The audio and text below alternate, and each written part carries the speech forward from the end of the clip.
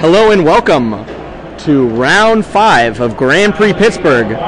We have Lucas Blohon, that you see there on the left of your screen, versus Brian Kibler on the right of your screen. Brian Kibler is playing a deck he dubs Blade Breaker, and looks like Lucas is playing a blue-black control deck. I'm Ben Swartz, joined here in the booth by Ray Punzlon. Hello, everybody. And Rashad Miller. Hey. So, should be a good match. Brian Kibler was in the booth. He was talking about his deck earlier. He calls it Blade Breaker because he has a good matchup against the Callblade decks. And there you see him play turn 3, Sword of War and Peace. It's kind of off the table. And Lucas just passes the turn. Lucas cast a Inquisition of Kozilek, taking out Lotus Cobra on his turn 1. But Kibler's deck is really... He's been the only one I've seen piloted, but he really thinks this deck is the deck to be if you're expecting a lot of call go. Yep. And Kibler's going to try to get in there with Birds of Paradise, and that's going to get... And the sword is going to get into the world. Yeah, he plays into the birds. Followed up after that. Then a preordained here for Lucas. Can we get him to slide his cards down? Kibler's side. So, what do you think about these two decks, Rashad? Well, I like the one that has green in it. Oh, yeah? Mostly because it has green in it. Okay. And actually, seriously, Brian, he was talking a little bit about his deck, and it actually sounds really exciting. Yeah. It's, Thrun with the piece of equipment on it reminds me of Spirit Stompy a little bit. Just a little bit. Yeah, I was playing a little bit with it a couple weeks ago in Chicago for the TCG player event.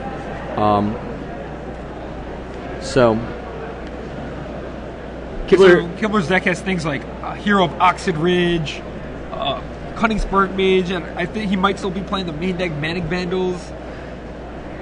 If you read his articles, he does have some videos on this deck as well. There's a Acidic Slime in his hand right now. He's going to play a Sword of War and Peace. Yeah, the one that got into the railed a couple turns ago. And he's going to try to equip that to his Birds of Paradise and attack in. And it looks like Lucas has another Into the Royal, so he can bounce that sword again and effectively time walk Kibler for another turn. Looks like that's what he's going to do. And Kibler's just going to pass the turn back. Lucas goes first turn, starts off with a Preordain. Sees Tectonic Edge on another card. Puts them both on top. Here comes the Tectonic Edge, 3 mana for... Black Sun Zenith for 1, destroying both the birds and getting that Black Sun Zenith shuffled back into Lucas's deck. So now Kibler here hasn't played any of his big 4-drop finishers. That's a big thing about his deck. He's got Vengevine and Thrun as his big guys, and Hero of Oxid Ridge is another 4-drop. You see him here have the patience to wait out until Lucas taps out to get him for 4 damage with his this Hero is of Oxid Ridge. classic post-Wrath of God magic, where someone casts Wrath of God and you play your turn 4 haste creature. Yep. And, it's like, oh, you're Wrath of God, but you're still behind. Yeah, you're still pretty far behind. Now Lucas is going to cast a Solemn Smallcrum that, if Kibler has an Acidic Slime here and a land, then he can just take out that Solemn Smallcrum and attack in for another 4. I mean... He also does have that Sword of War and Peace. You might want to slow down just to get Sword of War and Peace. Yeah. Now that Lucas has... So he does have Misty Rainforest in his hand, it looks like. But Brian wants to see if he wants to play the Acidic Slime or just go for the sword. I think he wants to just play the Acidic Slime and just get the damage rolling while he can. Play the sword next turn? Yeah, because the Solemn's going to nullify, one attack and give Lucas an extra card. So might as well do something else. Do something this turn and then next turn get in for the... You've got the same exact play. I mean, plus Kibler needs another land to do either of those 2 plays, and I don't know if he has one, but it doesn't look like it. So maybe his play instead is to...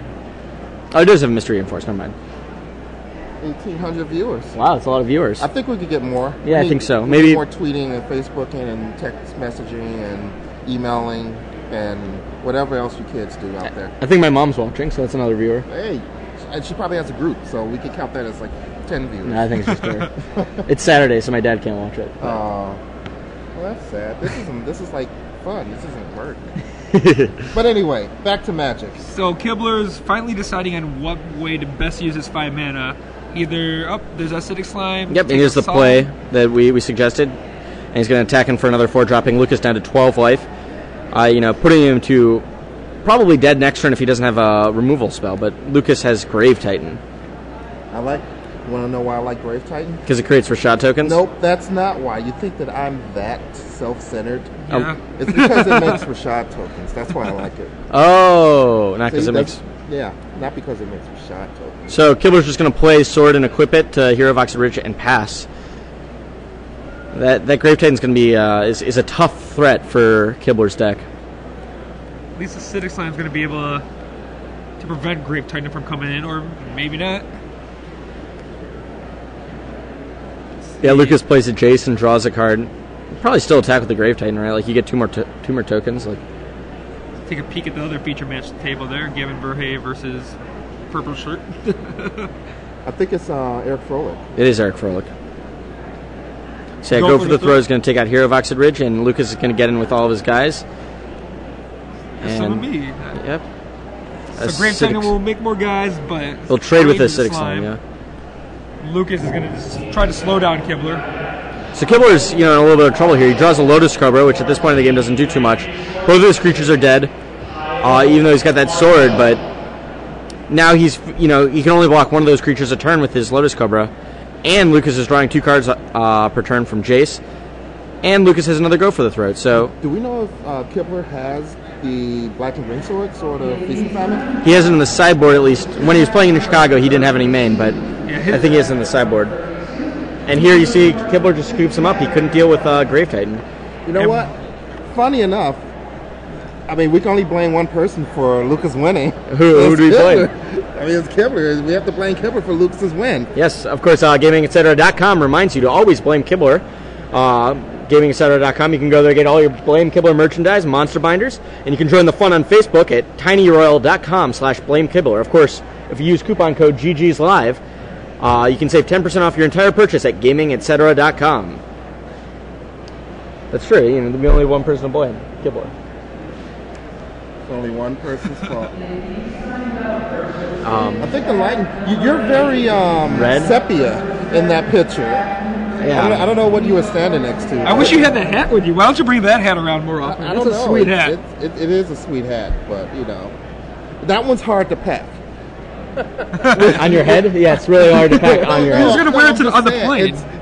I have to wear it on the plane, and I try to when I travel on the plane, I am very casual.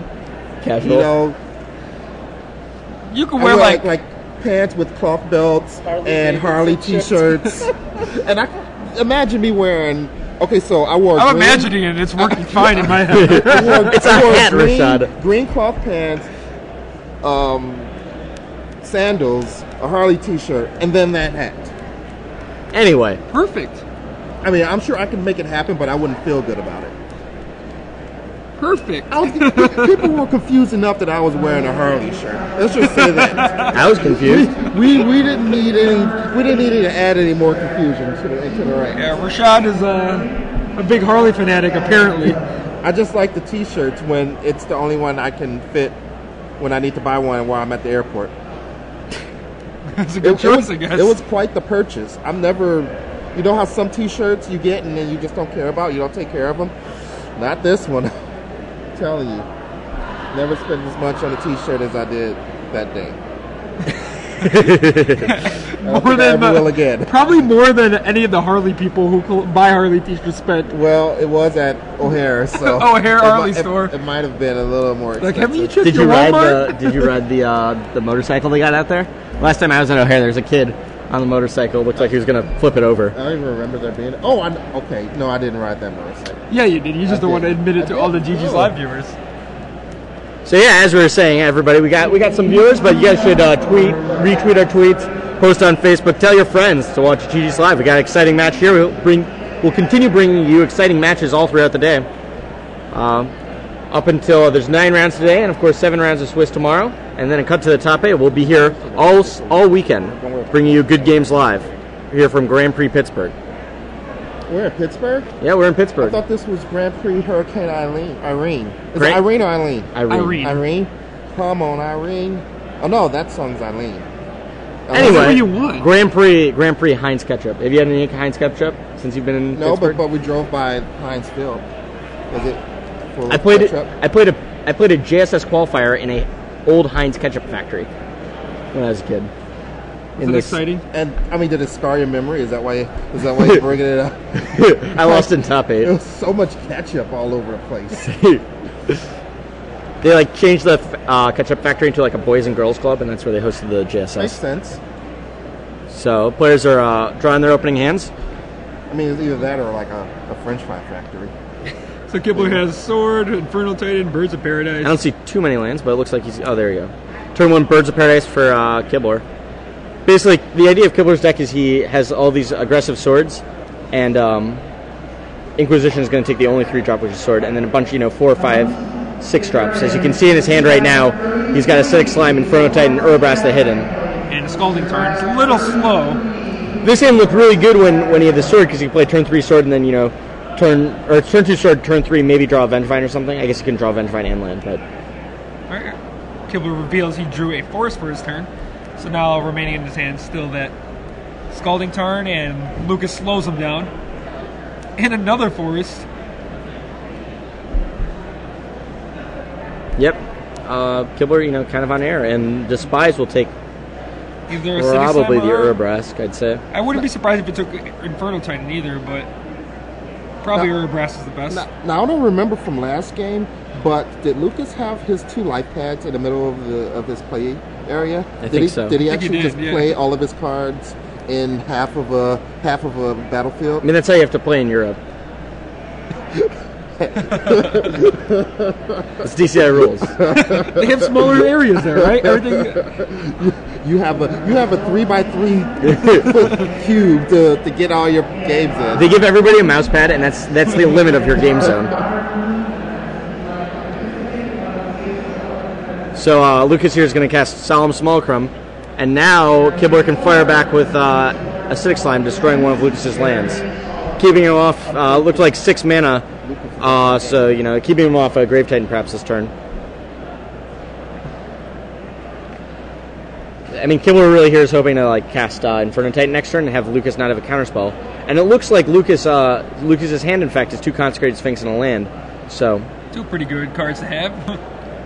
There goes Solemn. It's going to crack Kibler down to 17, and Black Sun Zenith for 2 is going to take out both creatures, allow Lucas to draw a card. Of course, after he shuffles the Black Sun Zenith play. So he could draw anything. Could even be in the same Black Sun Zenith. I'm not sure why he went for the Black Sun Zenith there.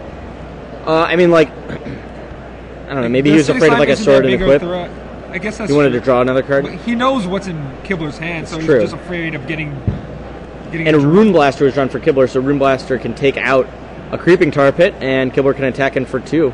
The first damage that Kibler's done so far this game. Tectonic Edge now picked up. Yeah, Lucas keeps drawing lands, but Kibler keeps destroying a land every turn, so it keeps Lucas off 6 lands for Consecrated Sphinx. And looks like Hero of Oxid Ridge. Right under the. That one's going to get Doombladed. And Kibler's going to get in for another 2. And it looks like Lucas is going to... Ooh, not an untapped land, so he can't cast Consecrated Sphinx this turn. Gets Dark Slick Shores instead. Yep. Kibler draws a Copperline Gorge. Eye for an eye there. Both of them missing. Yeah, there's 6 untapped land, or 6 untapped mana source. But instead, Kibler's going to play Lotus Cobra and say go. So now Lucas draws another Drowned Catacomb, plays a Consecrated Sphinx. Might be able to pull ahead a lot quickly now. Kibler draws Skin Shifter, and Lucas is going to draw 2 cards from that trigger. And now, Consecrated Sphinx, I'm sure, is a card Kibler has thought about against his deck because it seems pretty powerful. Inferno Titan is one of the answers that he can have to, try to quickly close out the game. But if Lucas, from one of those extra 4 cards that he draws something like Go for the Throat, like he just drew. Go for the Throat. He can just take out Inferno Titan, or play a second Consecrated Sphinx and hold up Go for the Throat even. Now Kibler's in a real tough spot. Lucas is drawing 4 extra cards a turn. Yeah, Kibler's deck doesn't have a real way to deal with Consecrated He doesn't have a Sphinx. Stinger Fling Spider or something like that. Nothing like that. No Stinger Fling Spiders, nothing like a Plummet. Red Green in general doesn't have many answers to big creatures. Or really good answers. Maybe a Beast Within? That's the card's name, right? Yeah, Beast Within you could have, but Go for the Throat will take out Inferno Titan. Kibler will continue trying to tread water with cards like Lotus Cobra, but Lucas now with 8 cards in hand, Kibler playing off the top of his deck. It's preordained for even more search. And it's not looking good for Kibler here. Kibler was not looking to face, a blue-black deck. He was more looking to face Cowboy decks. So now we're looking at a Grave Titan, a couple 3 tokens, 6-drops, and 2 Consecrated Sphinx. I don't see how Kibler can win this game. I cannot imagine a card that is in red or green that he could cast. And Thrun, it's the last troll, but it's not gonna save Kibler here. And now here's Wormcoil Engine. We're looking at 4 6-drops on Lucas's side. Brian Kibler doesn't have much of anything on his side. He needs something like Tectonic Rift. There you go. That's the perfect card, right? Oh, but Concussive Bolt with 3 artifacts. Oh, Tectonic Rift makes him he can't block, right? Yeah, that's true. Is he short one? He's got 4, 6, 8, 10. And he has a 14. Skin Shifter up there. Yeah, so it's 14. And Brian Kibler realizes that he's done for. Yeah. So Lucas wins the match. Quick 2 games to 0. 5-0 now. Kibler falls to 4-1 after 3 buys, so really 1-1. So that was a lot faster than the other rounds we've had today.